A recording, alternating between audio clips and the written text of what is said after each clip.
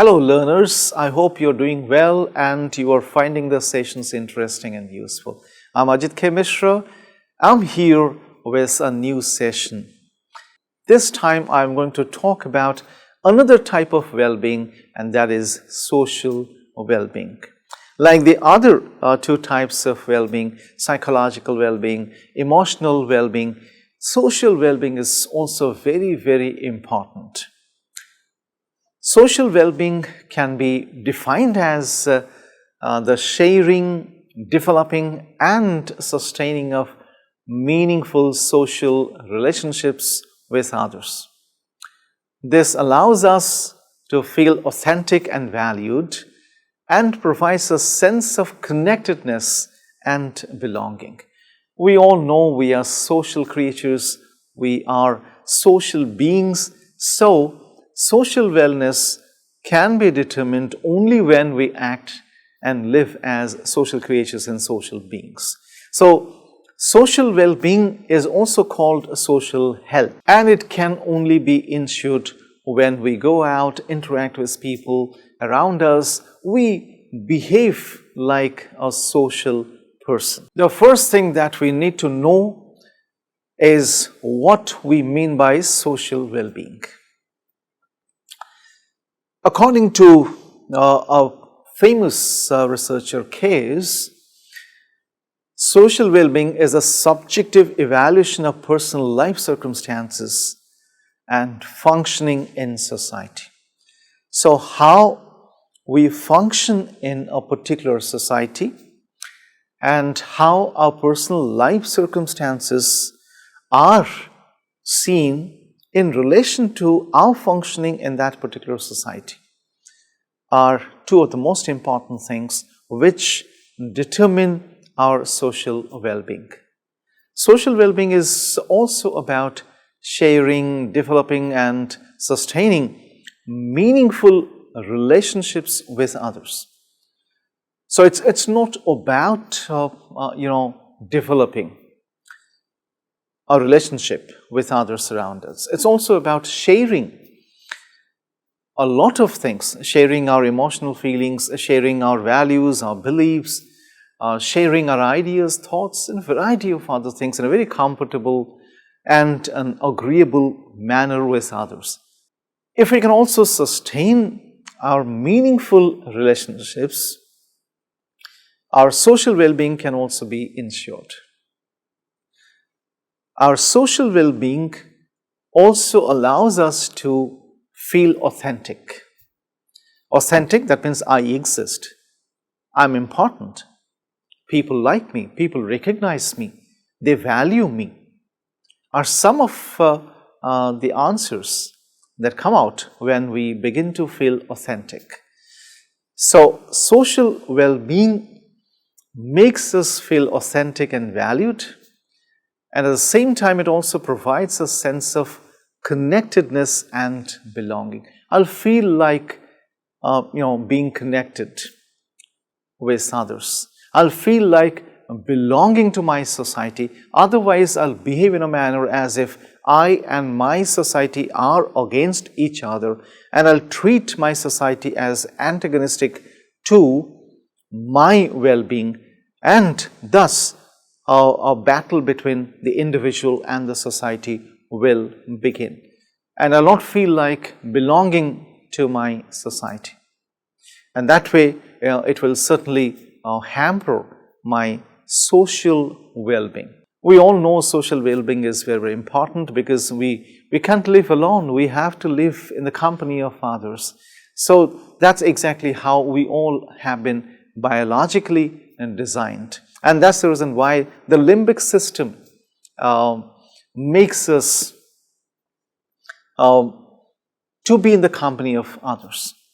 It drives us to be in connection with others, and it also creates a need in us for company. So the limbic system, that's a part of our brain which is responsible for our desire to be others, around others, and connected to others. The limbic system also generates feelings of safety and happiness within us when we are with our troops. So that's the reason why we always yearn for our company, our friends, our family members, and our colleagues. That's the reason, because we have this biological tendency to live in the troop, and that's the reason why I always yearn for company, because it will ensure our social well-being. Then there is the other reason, apart from the limbic system. The second reason is the fear of loneliness and the need to beat social isolation. We are scared of loneliness. There are some people who say that isolation is a precious thing. It's a blessed situation. Of course, they are correct when they mean that partial isolation or temporary isolation. That means I want to do things when I want to be absolutely lonely. Therefore, I say, please leave me alone for some time. I will feel better. That's correct. But then, this should not be a prolonged process. If it is so, it will lead to problems. So, without awareness, development, and maintenance of our social well-being, we always run the risk of becoming socially isolated. So, we have to maintain our social well-being. And this is different from choosing to have some time alone to enjoy solitude. That's what I just said. So, we may choose to have some time to be lonely, to enjoy our isolation or solitude. But social isolation isn't really a choice. We cannot afford to go for social isolation. So, withdrawal from human relationships becomes a self-reinforcing spiral, which we are not advised to do, because such an isolation will lead to negative feelings of fear and threat, and that will ultimately lead to more isolating behaviors. So, social isolation will ultimately lead to loneliness, which can be incredibly damaging. So, we need to be very careful about this particular thing, that fear of loneliness needs to be avoided at all expenses. The third important factor is that dependency and the need to make friends. We all are dependent. We may not acknowledge, we may not confess to that, but we all are dependent by nature. So, dependency is a necessary condition when it comes to humans. We all depend on each other. We can't live alone. For one thing or the other, we all depend on each other. And we always look forward to having friends. Just imagine the life of a human who doesn't have friends. I mean, the family members can also be like the friends. Your partner can also be your friend. But we need friends, because friends are very, very special. And they ensure our well-being, our psychological, our emotional, our social, all kinds of well-being are generally ensured by this particular kind of relationship that we call friendship. So, friendship are like plants, and if we do not water those plants continuously, they will definitely wither away, they will die. They are the ones on whom we depend. They are the ones with whom we open up. We are comfortable, and that's the reason why having friends is very, very important. So, if we have to ensure our social well-being, it's very important that we take care of these three very important things. We need to be aware of our limbic system, which yearns for bonding, social relationship. We need to be aware of our fear of social isolation or loneliness, and we also need to be aware that we need friends because we are dependent by nature. So that way, all these three things are very, very important when it comes to social well-being. And then once we begin to think about our social well-being, it's very important that we first think about social connections. And the moment we begin to think about social connections, we can think of three important parameters of social connections. The first is the behavioral parameter. So we all know that social bonds, such as those with partners and friends, can influence our health habits and behaviors, which can influence our health and longevity. It's very, very important that our social bonds actually influence our health habits and behaviors.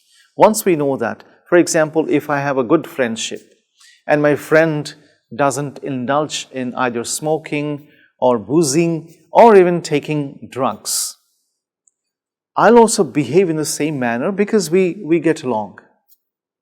We are good friends. So I'll also begin to behave in the same manner, and then that behavior will ultimately result in my good health and longevity. So it will not lead to any health issues. So our behaviors and our health habits depend to a large extent on our social bonds. If we come in the company of people who have bad health habits, we'll also adopt those behaviors and will be risking our health as well. The second parameter is the psychosocial parameter. We all know this social support reduces stress to a great extent while enhancing emotional and psychological well-being, and while positively influencing health behaviors and physical health as well. So if we have a good social support system, that means if we have friends, if we have colleagues, if we have family members, that's the first unit of society or the social support system. So if we have family members, friends or colleagues on whom we can depend, and if we know that they are our best support system, we can always feel stress-free. Because whenever there is some kind of stress, we can promptly utilize our support system to completely move out of that particular situation. So stress, anxiety, even depression will stay away from us whenever we develop such a strong support system. The next one is the physiological parameter. So when it comes to positive relationships, we need to understand that they boost our cardiovascular system, our immune and endocrine systems greatly. And that can actually enhance our longevity, and they can also boost our health. We know positive relationships. Just look at a couple. If they get along very well, they don't get into fights regularly or frequently. So there is every likelihood, and several studies have established that there is every likelihood that they will enjoy good health, and they will not run the risk of getting either cardiovascular or immune and endocrine problems, endocrine issues. So good social bonding or positive relationships actually lead to good physiological well-being. If there is good physiological well-being, it will also mean that there is good psychological, emotional and social well-being.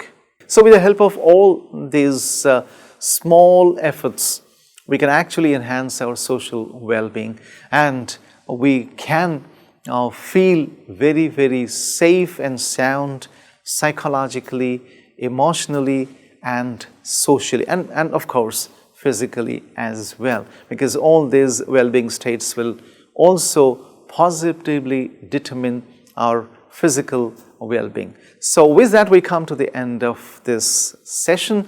I'm sure you have taken note of all those things that I talked about during this session, and you're going to explore them yet further when I meet you with a new session the next time. I'll be talking about some other important aspects of social well-being. So until then, bye-bye.